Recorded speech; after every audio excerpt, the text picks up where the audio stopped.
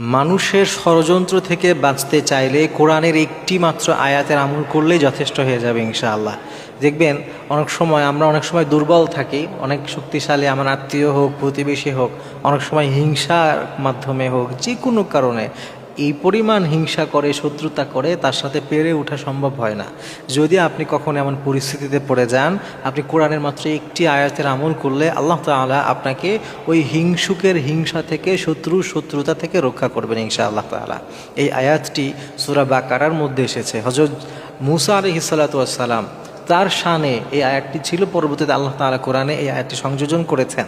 হযরত মূসা আলাইহিস সালামকে যখন বনী ইসরায়েল একটার পর একটা হিংসা, একটার পর একটা তার বিরুদ্ধাচরণ শুরু করেছিল, বিশেষ করে বকরির যে ঘটনাটা সূরা বাকারার মধ্যে এসেছে, যে গরুর যে গাভীর যে ঘটনা আছে, ওই ঘটনার প্রেক্ষিতে যখন হযরত মূসা আলাইহিস সালাম একেবারে অতিষ্ঠ হয়ে গিয়েছিলেন, তখন আল্লাহ তাআলার কাছে তিনি এই দোয়াটি করেছিলেন। সেই দোয়াটায় আল্লাহ তাআলা পবিত্র কালামুল্লাহ মাজিদে সূরা বাকারার ৬৭তম নম্বর আয়াতের মধ্যে জুড়ে দিয়েছেন। সুবহানাল্লাহ।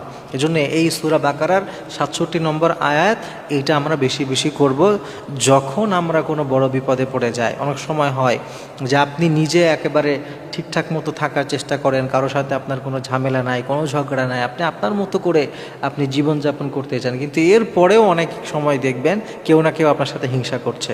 কখনো অফিসের কলিগরা হিংসা করে, কখনো প্রতিবেশী হিংসা করে, কখনো পাশাপাশি দুইজনের দোকান একজন হিংসা করছে, রাস্তাঘাটে চলতে ফিরতে আত্মীয় স্বজনদের মধ্যে অভাব নাই এরকম মানুষ। আমাদের লাইফের প্রত্যেকটা মানুষের লাইফে এমন দু একজন থাকে যারা তাকে হিংসা করে, তার ভালো সহ্য করতে পারে না, দেখতে পারে না, এবং তারা চেষ্টা করে যে কিভাবে আপনাকে দমানো যায়, কি করে আপনাকে নিচে নামানো যায়।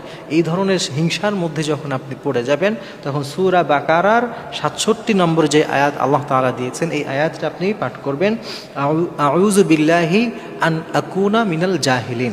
এই আয়াত, আউযু বিল্লাহি আন আকুনা মিনাল জাহিলিন, জাহিলদের থেকে আল্লাহর কাছে আশ্রয় প্রার্থনা করা। এই আয়াতটা আপনি ইনশাআল্লাহ তাআলা নিয়মিত আমল করবেন, পড়বেন। ওই সময়টাতে বেশি বেশি পড়তে থাকবেন এবং আল্লাহর কাছে নিয়ত করে করে মনে মনে বলতে থাকবেন যে, হে আল্লাহ, অমুকে আমার উপরে হিংসা করছে, তার অন্তরটাকে ঘুরাইয়া দাও, তার অন্তরটাকে নরম করে দাও, সে যেন আমাকে হিংসা না করে, এবং হিংসার মাধ্যমে, শত্রুতার মাধ্যমে আমি যেন কোনো ক্ষতিগ্রস্ত না হই, এবং তার জন্যেও হিদায়াতের দোয়া করা। এইভাবে মনে মনে নিয়ত করে আপনি আউযু বিল্লাহি আন আকুনা মিনাল জাহিলিন এটি যদি বারবার পড়তে থাকেন, বেশি বেশি পড়তে থাকেন, ইনশাআল্লাহ তাআলা দেখবেন আল্লাহ তাআলা আপনাকে হিংসুকের হিংসা থেকে, শত্রুতা থেকে হেফাজত করবেন।